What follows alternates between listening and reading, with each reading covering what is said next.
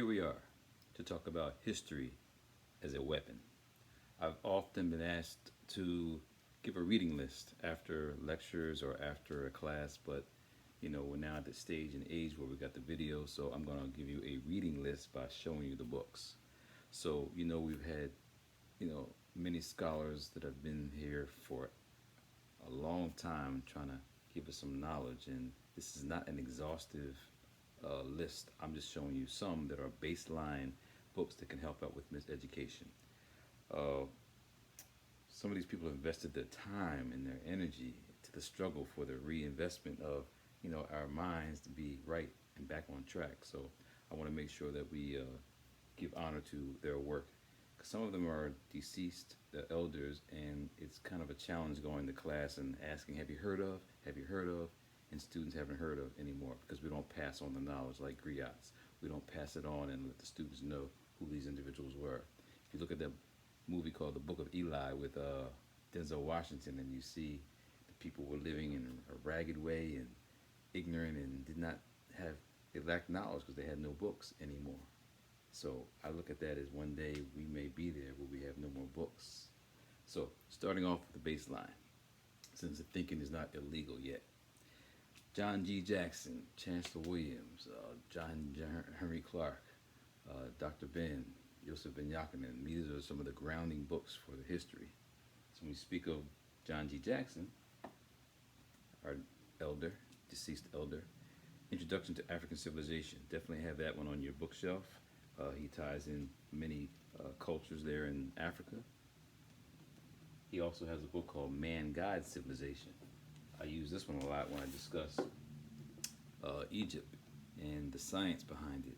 He goes into the Moors, he goes into, what happened on the west coast of Africa. I mean, he ties in a whole lot of work. So John G. Jackson, Man-God Civilization, and Introduction to African Civilization. So, beyond Dr. John G. Jackson, perhaps you heard of Chancellor Williams and his destruction of black civilization. But what's heavy about this is that even though he's written this as one of his major texts, he also wrote The Rebirth of African Civilization. And he wrote that one, just to talk about the 1961. He started talking about how we need to rebuild again. So we don't need to reinvent the world. Our scholars have written the work. We just have to read the work. So Chancellor Williams taught at Howard University. Another Howard University scholar who was challenged with our work, that was William Leo Hansberry. He was the uncle of Lorraine Hansberry. Those at Lincoln University know about Hansberry Hall. But Joseph Harris was one of the individuals that helped out with Leo Hansberry. But Africans and Their History by Joseph Harris.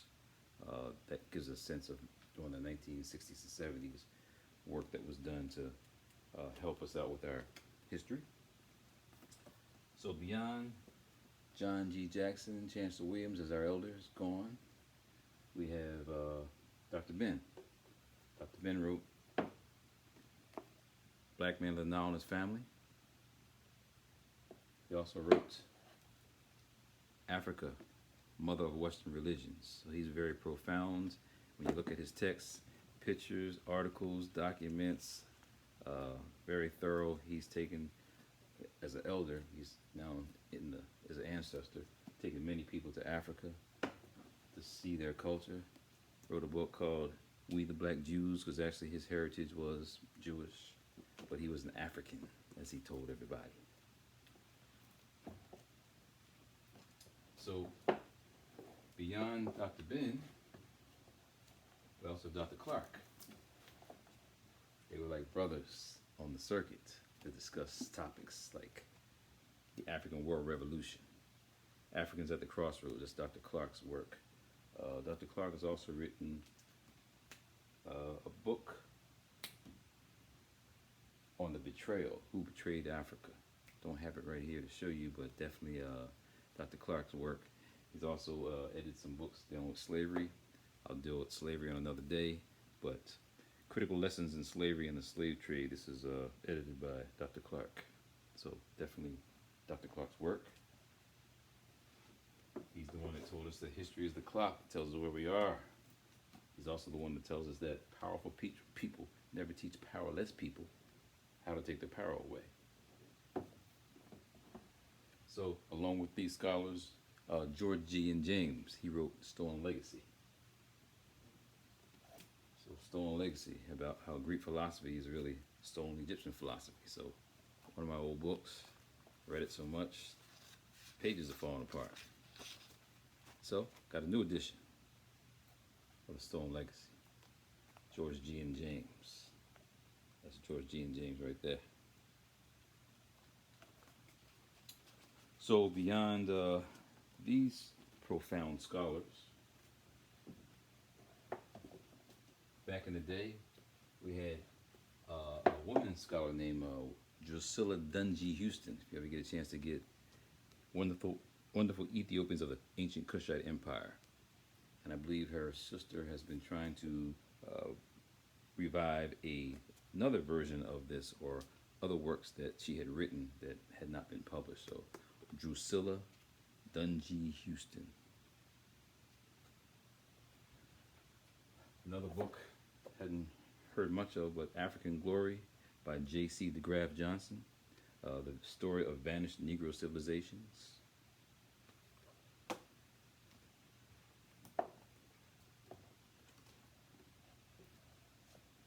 So, on the context of other scholars that were not African American, but we have Ivan Van Sertima. They came before Columbus. You know, the presence of Africans that were here on the continent, coming from Africa, here on the North American continent. So, Ivan Van Sertima is so profound that he was able to create a whole journal of African civilization and several texts. In the Journal of African Civilization, several volumes, African Presence in Early Europe, Ivan Van Sertima. African Presence in Early Asia. If you can get these, that would be great for your library. Early America Revisited.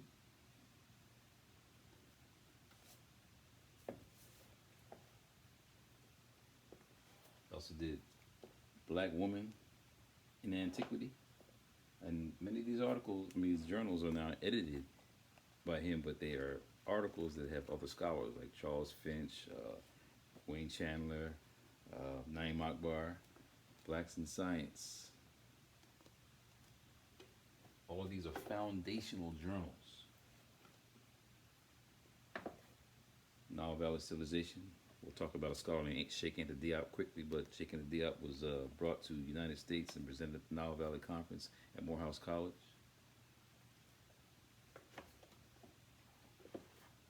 It's a picture of Sheikh Anta Diop.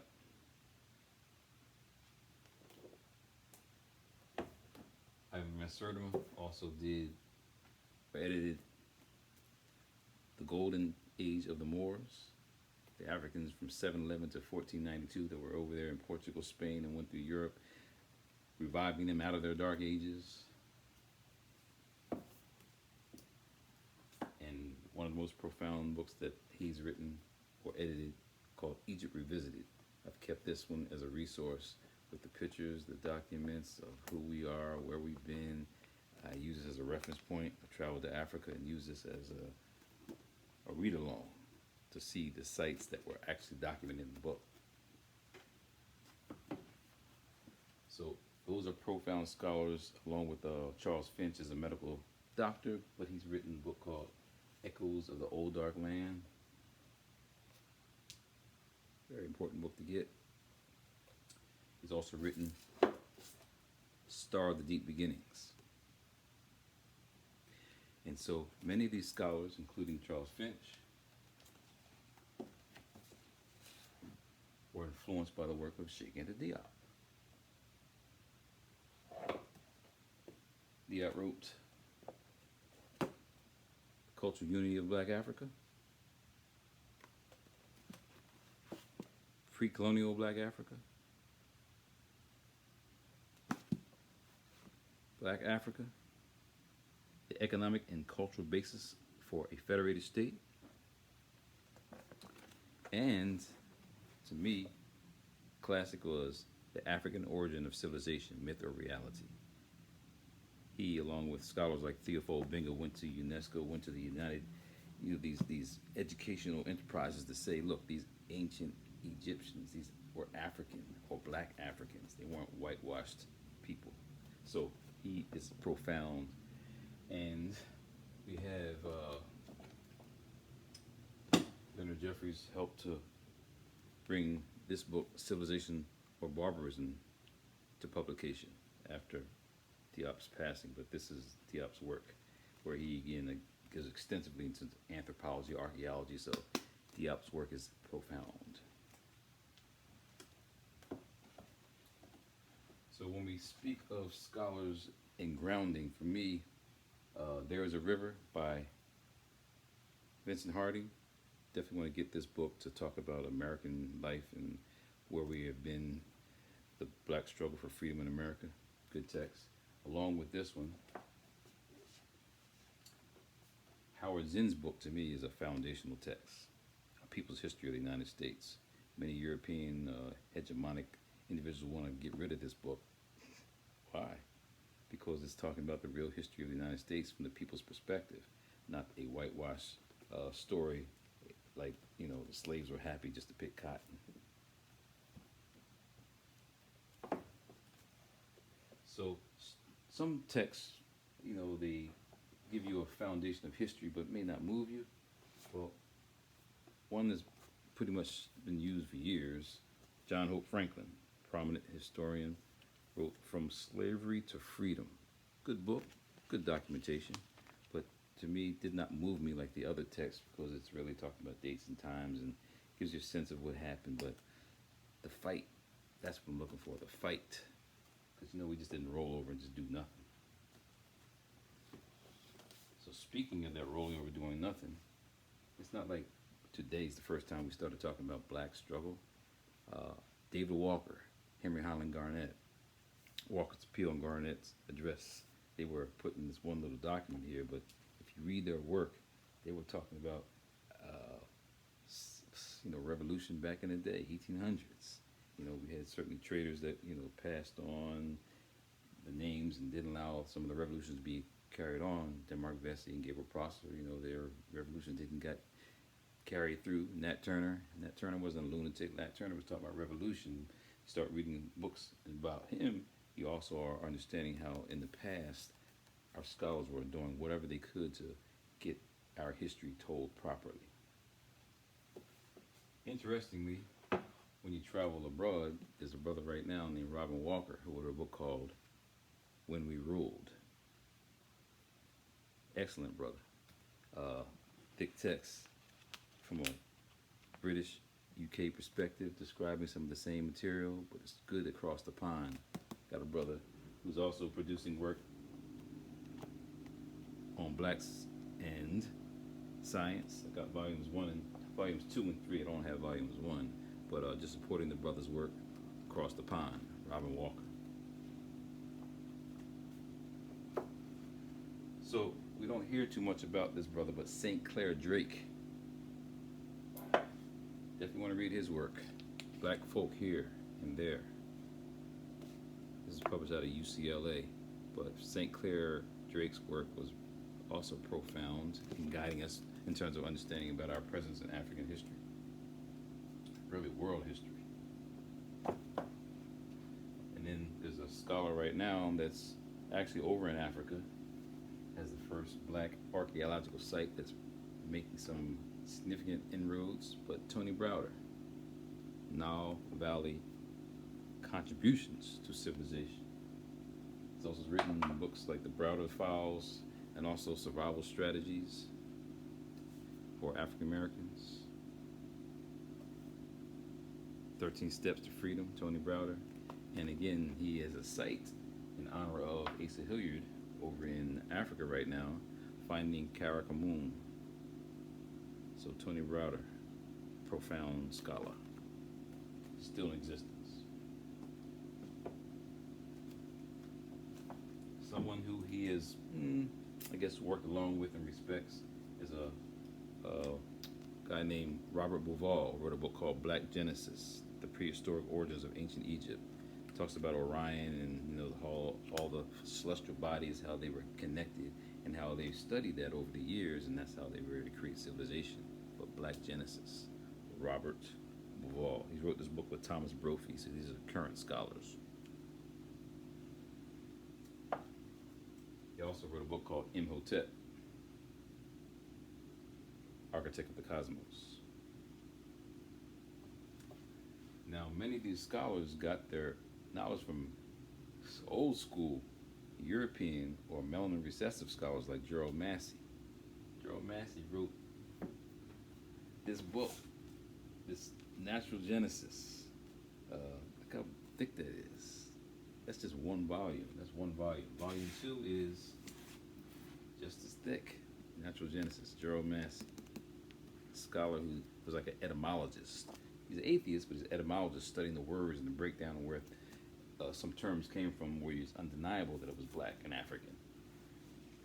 And the Book of the Beginnings, Gerald Massey.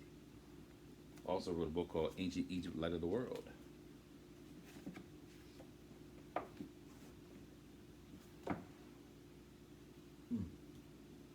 Ancient Egypt, Light of the World. You can probably get it in a different context today, but Ancient Egypt, Light of the World by Gerald Massey. There was another. Oh, he also wrote historical Jesus and the Mythical Christ. And you can get a copy of some of his lectures. He's done a whole lot of work. Gerald Massey. Another European scholar. I'm not going to deal with religion today, but Godfrey Higgins wrote Anacalyptus. And then we have Ruins by Count Volney, Revolutions of Empires and Law of Nature. And so when you see a lot of quotes that are out there about going to see the pyramids, going to see the actual image of the Sphinx, Volney's popularly known for this term, for this statement: there are a people now forgotten, discovered, while others were yet barbarians, the elements of the arts and sciences, a race of men now rejected from society for their sable skin and frizzled hair, founded on the study of the laws of nature, those civil and religious systems which still govern the universe. So he's seeing the monuments and seeing, and the deep thing about this is he's writing this during the same time that he's buddies with Thomas Jefferson. Went to go visit Thomas Jefferson in Monticello. So Thomas Jefferson knew who you were. There's a brother who wrote a book today called Stamped from the Beginning by Ibram Kendi, where he documents Jefferson as one of the components of this book. But he's describing how, he knew who Count Volney was. Count Volney was writing this about African people, but he still had slaves. That is Thomas Jefferson. History. If you heard of Lerone Bennett, definitely get that for your base information. Before the Mayflower by Lerone Bennett. He's also deceased. You have to get John J.A. Rogers' work. Plethora of texts, but from Man to Superman, J.A. Rogers. World's Great Men of Color, just Volume 1. J.A. Rogers from Jamaica. And then whole volumes on sex and race, dealing with the whole politics of what's going on, even with this England thing. Meghan Markle as a black woman or black heritage living there in England and now leaving England in drama. He's dealt with that historically. So in terms of baseline books, those are what I would refer to. There are some other scholars that you haven't heard of that had an influence on, like maybe Marcus Garvey. If you ever heard of Hubert Harrison wrote When Africa Awakes. And this was edited by, or introduction was done by John Henry Clark to revive the book. But When Africa Awakes. And there's a white scholar named Jeffrey Perry who written 2 volumes, but look at that thick text on this brother who they called the Black Socrates. He's like a walking encyclopedia, they said.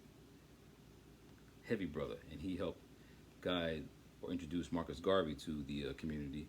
And Marcus Garvey, you see what he created with the UNIA, the United Negro Improvement Association. So those are some baseline books that I would definitely recommend.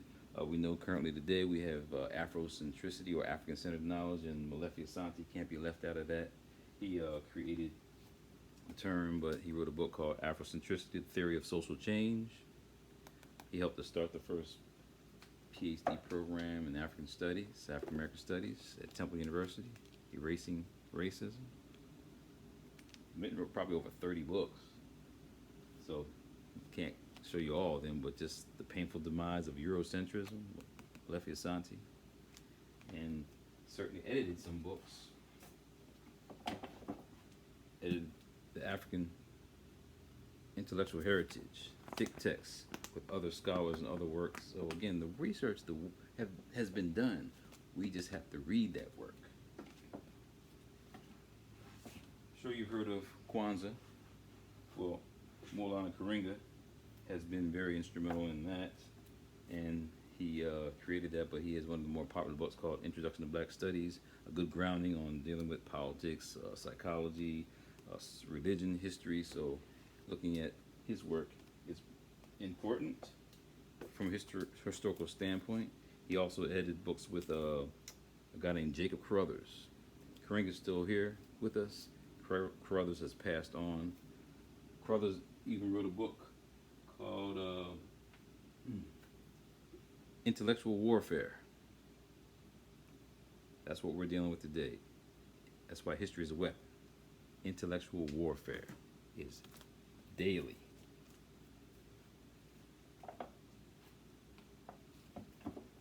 So, in terms of grounding, those are books that I would recommend to assist us with getting our minds right so that we can be ready for this struggle. Because, again, people have put the work in. Now it's a matter of us doing what we can. I'm just flabbergasted and stunned and surprised by the names of these people that have not been carried on. It's up to us. We can't expect anybody else to do that but us. So, again, do what you can to at least know about the individuals and read when you can, but it's up to us today. I do have some other books that I'll present at other sessions, but right now we'll keep this short so that you can get to reading.